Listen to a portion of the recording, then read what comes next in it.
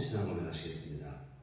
전능하사 천지를 만드신 하나님 아버지를 내가 믿사오며 그 외아들 우리 주 예수 그리스도를 믿사오니 이는 성령으로 잉태하사 동정녀 마리아에게 나시고 본디오 빌라도에게 고난을 받으사 십자가에 못 박혀 죽으시고 장사한 지 사흘 만에 죽은 자 가운데서 다시 살아나시며 하늘에 오르사 전능하신 하나님 우편에 앉아 계시다가 저리로서 산 자와 죽은 자를 심판하러 오시리라.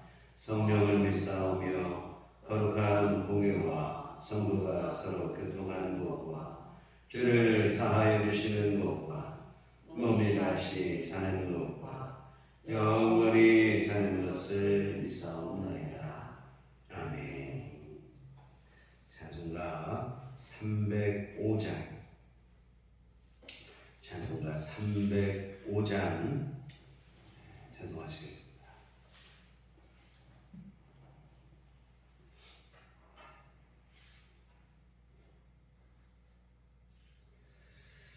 나 같은 죄인 살리시 주는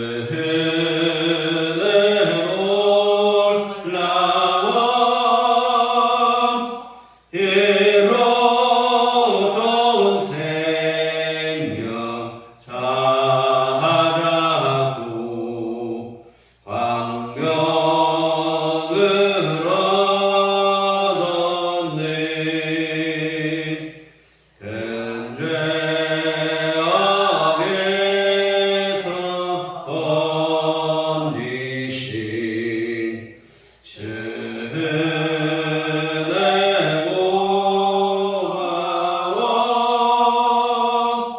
나 처음 믿은 그 시간 회하고 귀하다 이제껏 내가 산 것도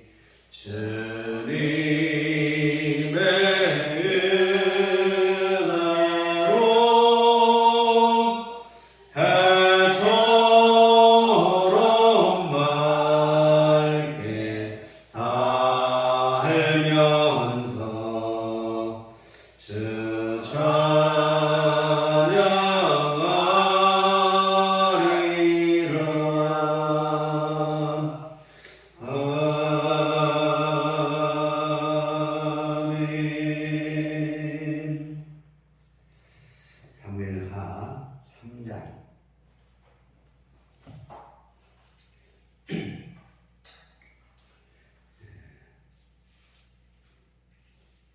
1절부터 21절까지 말씀 보시도록 하겠습니다. 사무엘하 3장 1절에서부터 21절까지 말씀.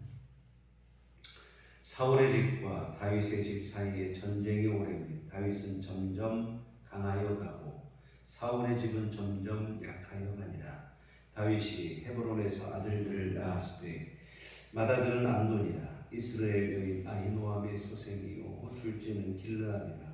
갈멜 사람 나발의 아내였던 아비가일의 소생이요 셋째는 압살롬이라. 그슬 왕 달메의 딸 마아가의 아들이요 넷째는 아도니아라. 학기스의 아들이고 다섯째는 스바데라 아비달의 아들이고 여섯째는 이드람이라. 다윗의 아내 에굴라의 소생이니 이들은 다윗이 헤브론에서 낳은 자들이더라. 사울의 집과 다윗의 집 사이에 전쟁이 있는 동안에 아브넬이 사울의 집에서 점점 권세를 잡으니라. 사울에게 첩이 있었으니 이름은 리스바요 아야의 딸이더라. 이스보셋이 아브넬에게 이르되 네가 어찌하여 내 아버지의 첩과 통관하였느냐 하니 아브넬이 이스보셋의 말을 매우 분하게 여겨 이르되 내가 유다의 갱벌이냐 내가 오늘 당신의 아버지 사울의 집과 그의 형제와 그의 친구에게 은혜를 베풀어 당신을 다윗의 손에 내주지 아니하였거늘 당신이 오늘 이 여인에게 관한 허물을 내게 돌리는도다.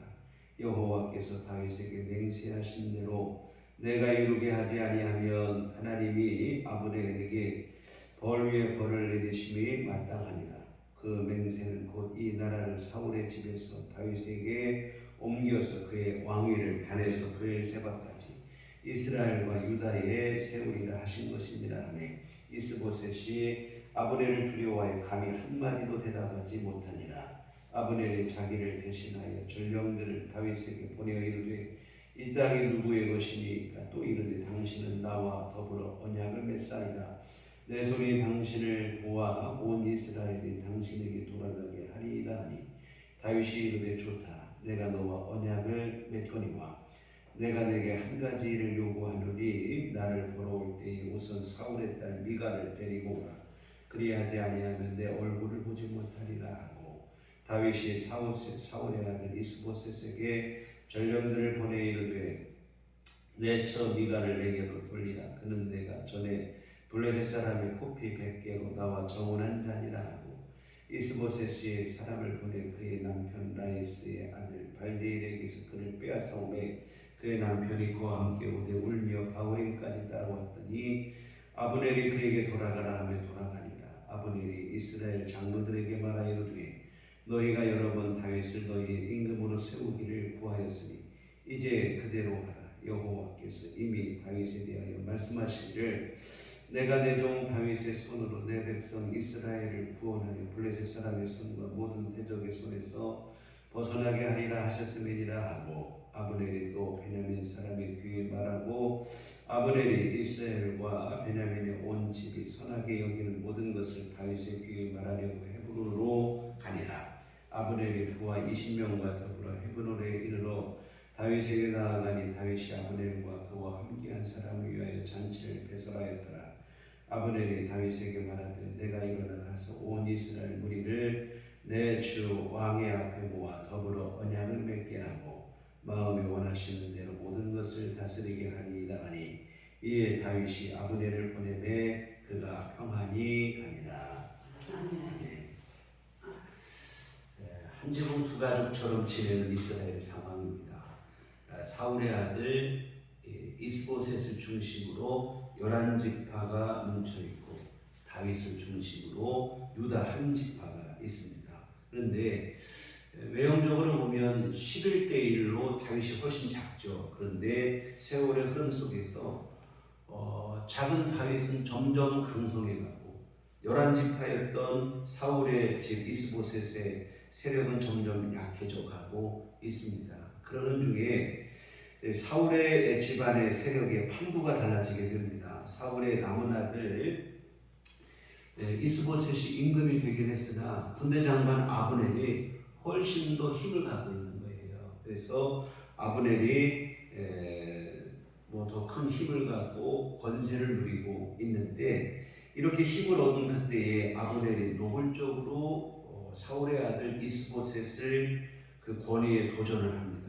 이 사울의 죽은 사울이지만 그 사울 왕의 첩이 있었어요. 그래도 리스바라고 하는 그 첩이 있는데 군사령관 아브넬이 그 리스바를 범한 것입니다.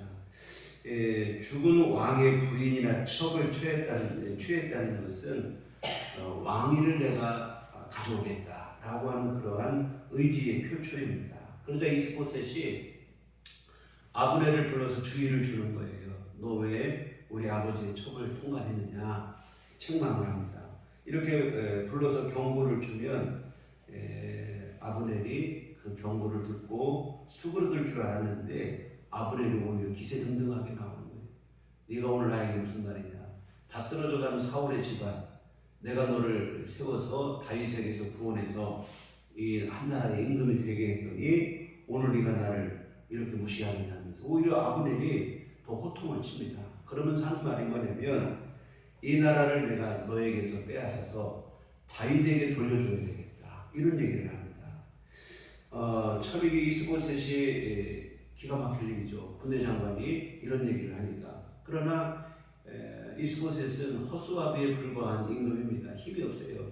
어쩌지를 못합니다.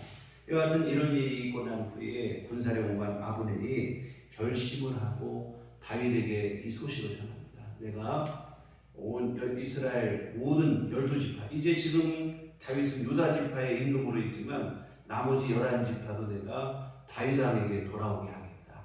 다윗 왕으로 하여금 이스라엘의 12지파의 왕이 되게 하겠다 하면서 그 일을 이루겠다고 소식을 전해요. 그래서 다윗도 그 소식을 듣고는 좋게 여깁니다. 그리고는 다윗이 이스보셋에게 그럼 우리 함께 아브넬에게 함께 만나서 평화 조약을 맺자, 쉽게 말하면 그런 얘기가 되어지겠죠. 그래서 지금 현재 11지파와 한 지파 이렇게 둘로 나뉘어 있는 이 이스라엘을 12지파를 하나로 통일하는 그 문제를 위해서 다윗과 그 아브넬, 군사령관 아브넬이 함께 만나게 됩니다. 만나게 돼서 서로 합의가 잘 됐어요. 그래서 다윗으로 하여금 이스라엘 12지파를 다스리는 진정한 이스라엘의 왕이 되게 하는 일, 그 일에 아브넬이 내가 힘을 쏟겠다 해서 서로 좋게 모든 얘기가 협상이 순조롭게 끝났습니다. 그래서 이제는 결국 이스라엘 12지파가 하나로 다시 통일되는 그러한 분위기가 형성이 됐는데, 그런데 오늘 본문 바로 뒤에 22절부터 보면 돌발 상황이 발생을 하고 맙니다. 이 다윗에게도 군사령관이 있어요. 다윗의 군사령관은 누구냐면 다윗의 조카예요. 어찌 보면 다윗의 누나의 아들입니다. 요압이라는 사람은 다윗의 누나의 아들이니까 다윗은 외삼촌이 되고 요압은 조카가 되는 거죠. 여하튼 이 요압이 다윗의 군사령관이었는데, 이 요압이 전쟁에 나갔다 돌아오면서 보니까 사람들이 하는 말이 뭐냐면 사울의 집안에서 군사령관을 했던 아브넬이 와서 다윗과 이렇게 조약을 맺고 평화롭게 돌아갔다, 이런 얘기를 들어요. 그러니까 그 순간 요압이 화를 막 발끈내는 거예요. 다윗에게 찾아가서 왜 무슨 일을 했느냐, 아브넬이 그냥 온 줄 아느냐, 아브넬은 지금 이 나라를 넘보려고 정탐하러 왔다, 왜 그를 순순히 돌려보냈느냐, 화를 불끈 내더니 다윗에게는 말도 하지 않고 요압이 독단적으로 행동을 하는 거예요. 자기 부하를 보내서 협상을 끝내고 돌아가는 아브넬을 다시 부르는 거예요.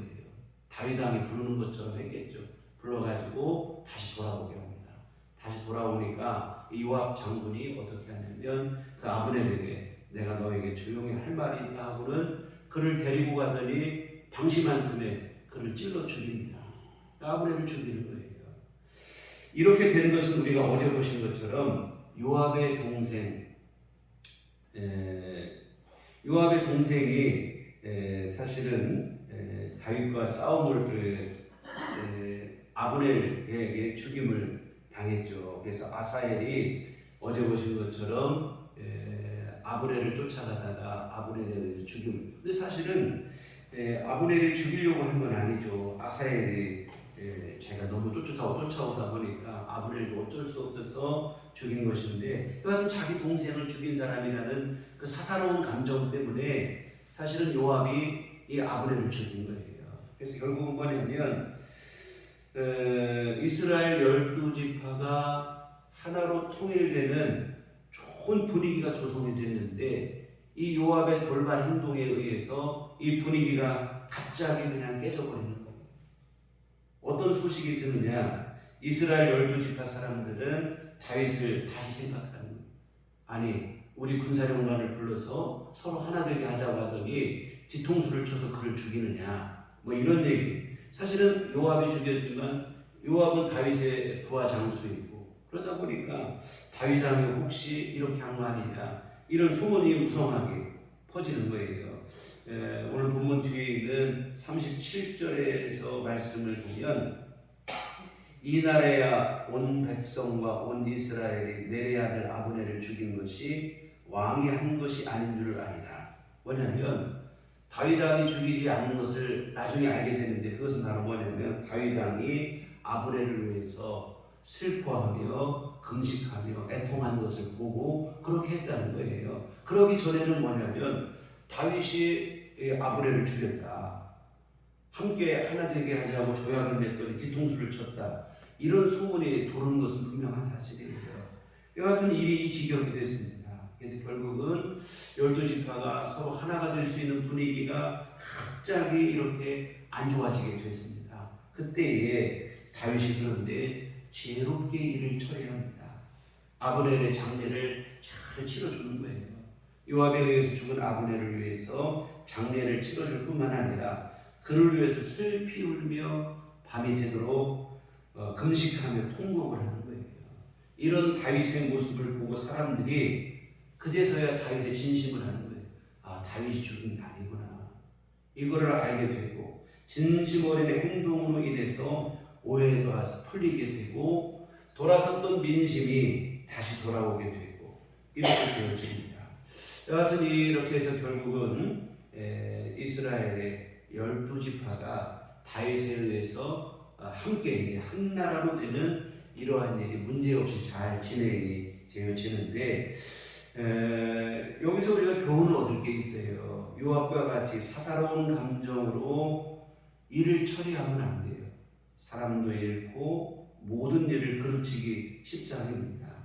우리가 여러분 가정에서, 교회에서, 우리 주변의 일터에서, 이웃과의 관계 속에서 관계를 깨뜨리지 않았으면 좋겠습니다. 잠언 18장 19절에 보면 노엽게 한 형제와 화목하기가 견고한 성을 취하기보다 어려운즉 이러한 다툼은 산성 문빗장 같으니라 했습니다. 한번 어그러진 사람의 그 마음을 돌이킨다는 것이 얼마나 어려운가. 견고한 성을 취하는 것보다 어렵다는 거예요.